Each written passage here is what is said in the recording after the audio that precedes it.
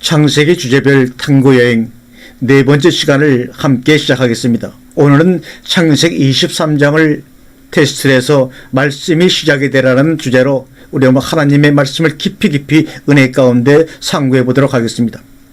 아브라함의 생애 가운데서 크게 지목할 세 가지 사건이 있다면 첫 번째로는 애굽으로 내려간 사건과 두 번째로는 롯의 사건과 세 번째로는 이스마엘 사건이라고 볼 수가 있습니다.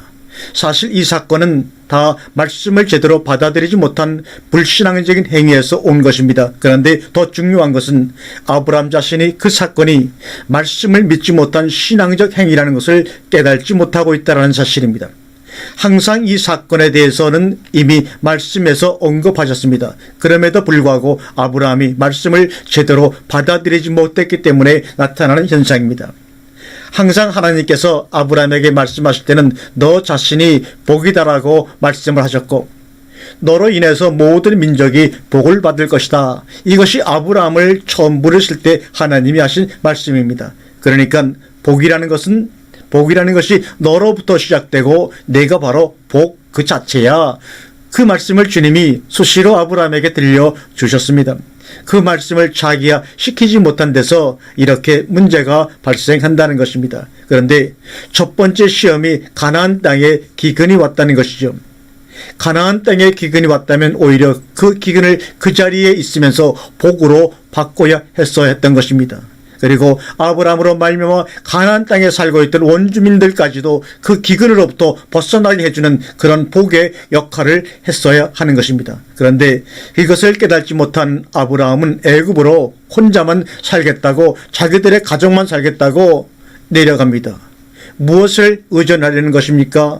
복이 무엇을 의존해야 되겠습니까? 아닙니다.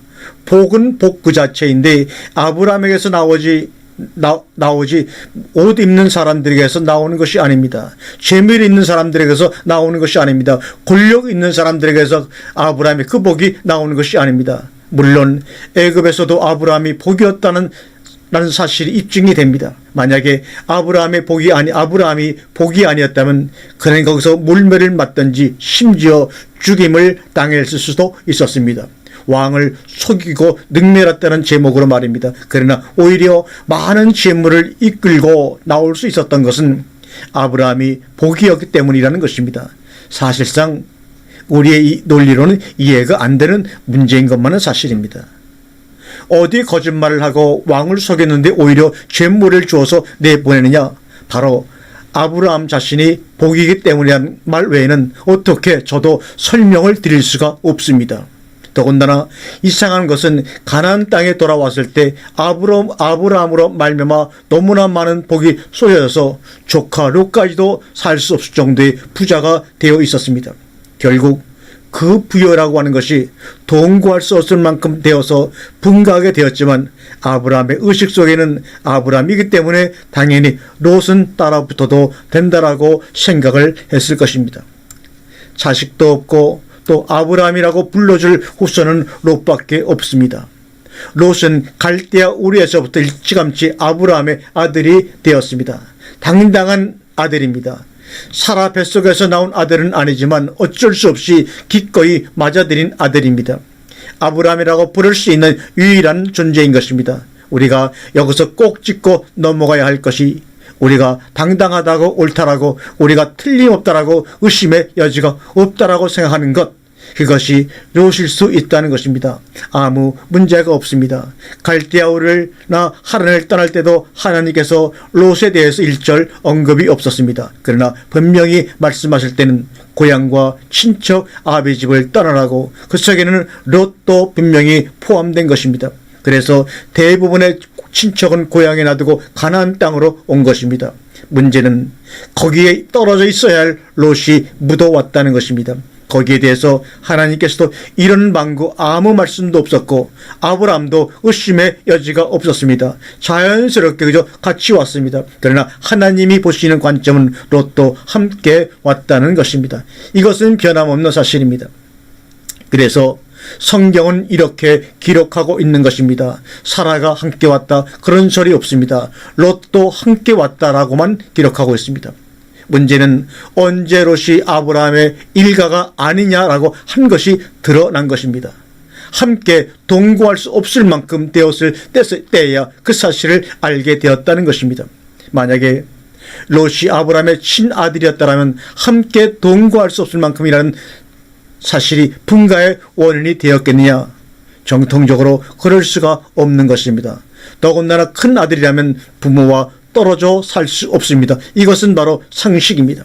그러나 일가가 아니기 때문에, 가족이 아니기 때문에 분가할 수밖에 없었던 것입니다. 문제는 두 사람 다 분가에 대해서 어떠한 이의가 없었다는 것입니다. 아브라함도 당연히 분가하는 것으로 생각했고 롯도 당연히 분가하는 것으로 생각을 했습니다. 어른이신 삼촌이 대폭 양보를 한 것입니다. 내가 자하면 내가 우하고 내가 우하면 내가 자하리라. 이것은 어떤 의미에서 아브라함의 오만이고 또 오판입니다. 그가 어떤 사람인가를 봤었어야 됩니다. 그가 어디에 살아서는 안 되는가를 봤어야 합니다. 그러나 그런 것 따지지 않고 다만 아브라함은 자기 오만에 빠져서 객기를 부린 것이지 믿음으로 행한 것이 아닙니다.